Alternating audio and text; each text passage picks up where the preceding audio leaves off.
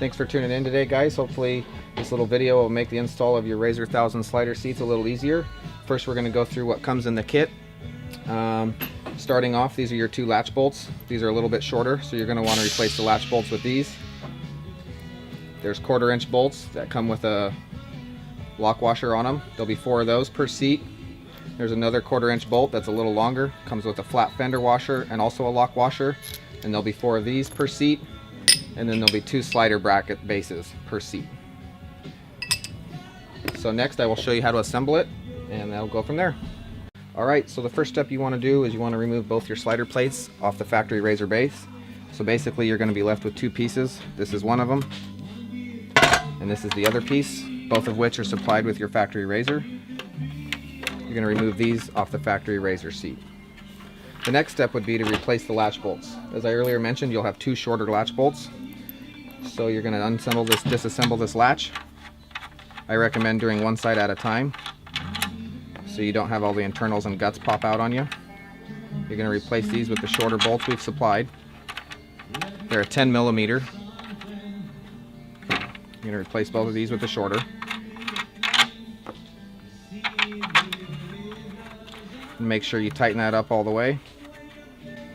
There's some nuts that can fall out on the back side, so you want to make sure you keep both of those in there. And then just while you're at it, make sure it still works good and everything, the spring's in place and everything's working good before you continue to the next step. That's what it should look like when you're done. There will be no thread sticking out of the back. Next, you're going to go to this piece. And the first thing we need to do is we need to bend the slider handle down. So this one has already been bent, but it curves up a little bit. So you're going to want to wedge something under this gap right here. We usually use a long screwdriver, and you're going to bend the handle down to where it's a little more level, as you can see right here. Want to show them that?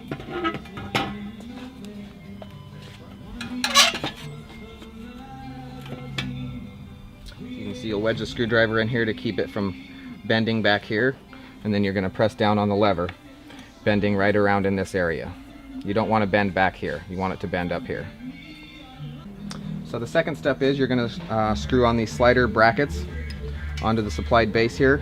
As you'll notice, the brackets do have an arrow marking front, and on the bottom side they have a beveled edge which will nestle into this groove right here. So you want to make sure the front of this plate has the handle on it. So you want to make sure that your front on your bracket is on the front of the plate and still readably visible. You will use these supplied bolts to screw the sliders in, right? Okay, let's get those in.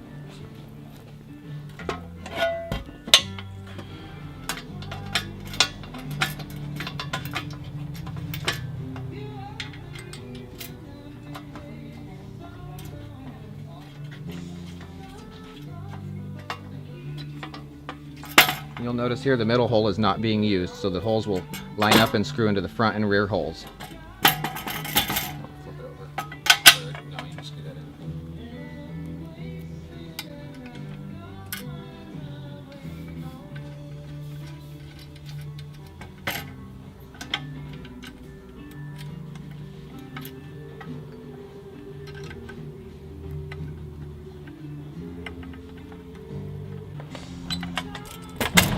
Now that you kind of have them on there loosely, you can kind of flip it over and fine-tune where they're going to sit.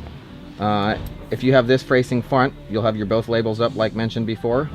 You're going to slide this bracket all the way as far out as it'll go to the outside of the seat. Yeah, and then tighten them. And then tighten them all the way down. And then this bracket slides in. Yeah. Will slide all the way towards the center of the seat and then tighten it down. So you're going to take these brackets and shift them as far left as they can go with the seat base facing forward, and then tighten everything as get everything good and tight on the bottom. This is your final assembly for this piece now. Alright, so your last and final step is you're ready for assembly on the Jettrim seat. You're going to take both seat bases and you're going to center them on the bottom of this seat. You're going to slide this one in, obviously with your slider handle at the front of the seat. And it's going to slide under both of these bars. Sometimes it's kind of a tight fit, so you're going to have to kind of hug it all the way over and get it underneath the bar.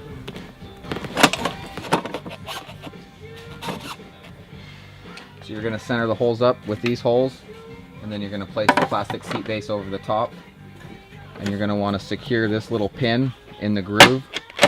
And once you get it in there, that'll kind of hold everything in place while you can get the bolts, supplied bolts, and thread them in. So this is going to be the longer 1/4 inch bolt out of the two.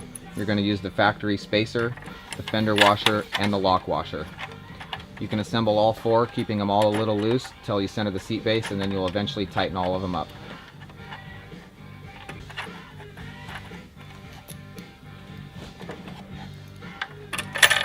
So this is what it'll look like as it's finally assembled.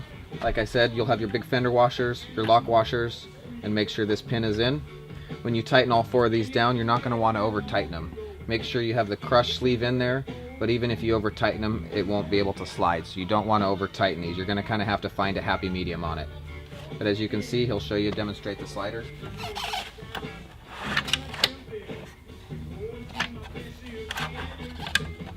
So then this will just fit right back in the factory car with your latch working as usual.